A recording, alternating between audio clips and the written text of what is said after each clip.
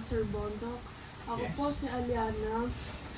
At ang subject ng interview natin ay Values Education. At ito ay tungkol sa pagpapalaga at virtud. Unang tanong, paano mo naisabuhay ang pagpapalaga at virtud sa iyong palagay?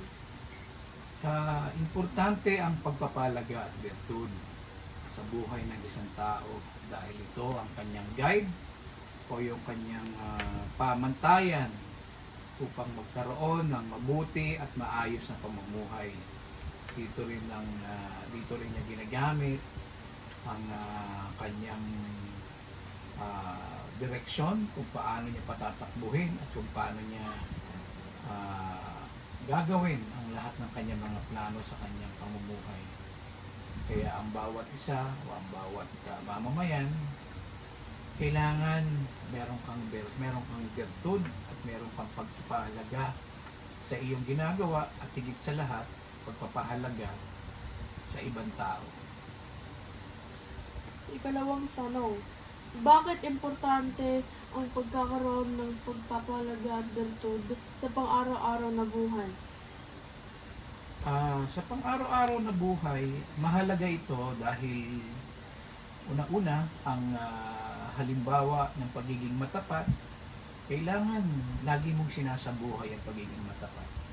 Dahil dito nakasalalay ang iyong integridad, dito nakasalalay ang iyong destiny sa buhay.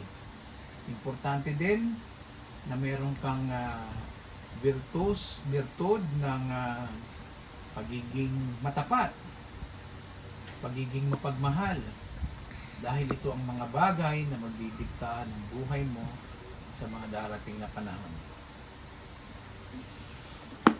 Ikatlong tanong, paano nakatulong ang pagpapalaga at virtud sa buhay? Magbigay ng isang karanasan sa mga ginagamitan mo ng pagpapalaga at virtud. Isang virtud na naging batayan ko sa buhay ay ang pagiging matapat sa aking asawa. Nung dumating yung time na